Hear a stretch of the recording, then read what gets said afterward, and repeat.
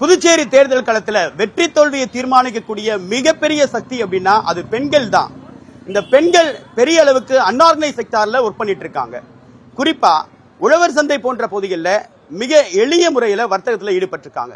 இவங்களுடைய எதிர்பார்ப்பு என்ன, இவங்களுடைய அரசியல் ரீதியான என்ன மாற்றத்தை எதிர்பார்க்கறாங்க அப்படின்றத பார்க்கலாம். 5 வருஷத்துல ஆட்சிலாம் எதுவும் மாறல, அப்படியே இருந்தபடியா தான் இருக்குது. பாண்டிச்சேரியில பீர் கடை தான் அதிகமா உற்பத்தி ஆகினே இருக்குது. ஒரு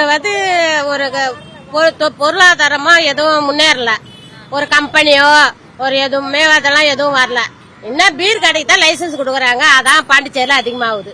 ஜனம் போதையில அடிமை வராங்க, கஞ்சாவில் அடிமை வராங்க. அதான் அப்ப கண்டிப்பா ஆட்சி மாற்றம் வரணும்னு நினைக்கிறீங்களா, இல்ல எப்படி? என்ன மாற்றம் வந்தா நல்லா தான் இருக்கும். மாற்றம் வருமா என்னன்னு மக்கள் கையில் தான் இருக்குது.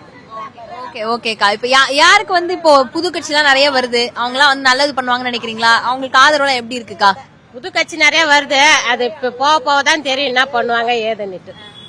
முன்னாடி இருந்த மாதிரி இப்ப காங்கிரஸ், திமுக அந்த மாதிரி கட்சி வரணும்னு எதிர்பார்க்கறீங்களா, இல்ல பாஜகவே இருக்கணும், என்ஆர் காங்கிரஸே வரணும் அப்படின்னு எதிர்பார்க்கறீங்களா? எப்படி தெரியல, வரணும்னுட்டு. எது நல்லது நடக்குமோ அது வந்தா நல்லா இருக்கும். பாண்டிச்சேரியில பீர் எல்லாம் கொஞ்சம் ஒழிக்கலாம், அந்த பீர் கடைங்கெல்லாம் வந்தா ஏதோ ஒரு தொழில் உற்பத்தி மாரி என்ன ஒரு நல்லது நடந்தா அது நல்லா இருக்கும். இப்ப இவ்வளவு நிறைய பெண்கள் இருக்கீங்க, பெண்களுக்கு உங்களுக்கு என்ன நல்லது இந்த மாதிரி பண்ணலாம் அப்படின்னு எதிர்பார்த்தா? இப்ப உதாரணமா தமிழ்நாடுல நிறைய நல்லது பண்ணிட்டு இருக்காங்க, அந்த மாதிரி உங்களுக்கு என்ன பண்ணணும்னு எதிர்பார்க்கறீங்க? எங்களுக்கு என்ன எதிர்பார்க்கணும், ஏதோ ஒரு கம்பெனி ஆரம்பிச்சு எதனா ஒரு வேலை வாய்ப்பு. ஜனங்களுக்கு படிச்சவங்களும் இருக்கிறாங்க, படிக்காதவங்களும் இருக்காங்க. நிறைய பேர் படிச்சுட்டு முக்காவாசி வீட்டுல இருக்காங்க. அவங்களுக்கு ஒரு கம்பெனி திறந்து ஒரு வேலை வாய்ப்பு இருந்தா நல்லா இருக்கும். வேலை வாய்ப்பு வேணும். இப்போ இந்த வேலை நாங்கள் வந்து கவர்மெண்ட்ல ஃபர்ஸ்ட் செஞ்சுட்டு இருந்தோம், பாப்ஸ்கோன்ற ஒரு டிபார்ட்மெண்ட்ல செஞ்சுட்டு இருந்தோம். இப்போ அந்த கவர்மெண்ட் அதை மூடிட்டாங்க. இப்போ நாங்கள் கூலிக்காக வந்து வேலை செய்கிறோம். இப்போ நான் திருக்கனூர்ல வந்து இங்கே வந்து 200 ரூபா சம்பளத்துக்கு செய்யறேன்னா, அப்போ அந்த கவர்மெண்ட் எங்களை அந்த அளவுக்கு எங்களை நடுத்தர நிற்க வச்சிருக்கு. இதெல்லாம் மாறணும்னு நான் நினைக்கிறேன்.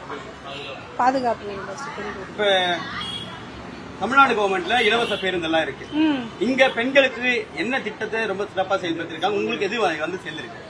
இந்த வரைக்கும் இல்ல, மாத ஊதியம் கொடுக்கறாங்க.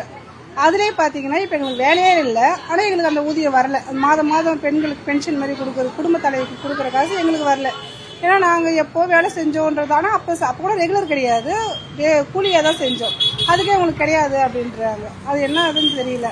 அது நாங்களும் நடந்து பார்த்து இப்போ என் சம்பளத்தை விட்டு நான் அதுக்கு நடக்க முடியாது. இப்போ வேலைக்கு வர வேண்டியதா இருக்கு. நாங்கள் அதை விட்டு போயிட்டோம்.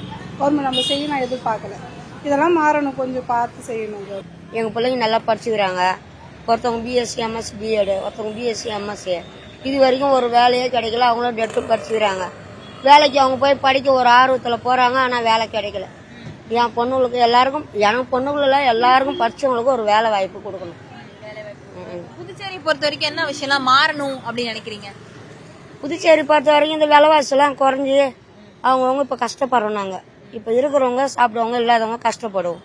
அது வந்து மாறணும். இந்த போக்குவரத்து எல்லாம் சரியா இருக்குதா? இப்ப இந்த மாதிரி டூரிசம் பிளேஸ், இது முக்கியமா சுற்றுலா தரமான பிளேஸ், நிறைய பேர் வராங்க போறாங்க. அந்த மாதிரி இடத்துல உங்களுக்கு என்ன மாதிரி வாய்ப்புகள்லாம் இது கொடுக்கல, இன்னும் என்ன பண்ணணும்னு நினைக்கிறீங்க? நாங்களாம் இன்னும் அதுக்கெல்லாம் போகல. இதோ எதோ விவசாய வேலை பாக்குறோம், அடுத்தது கடை வைக்கிறோம். இதுதான் நாங்க செய்யறோம்.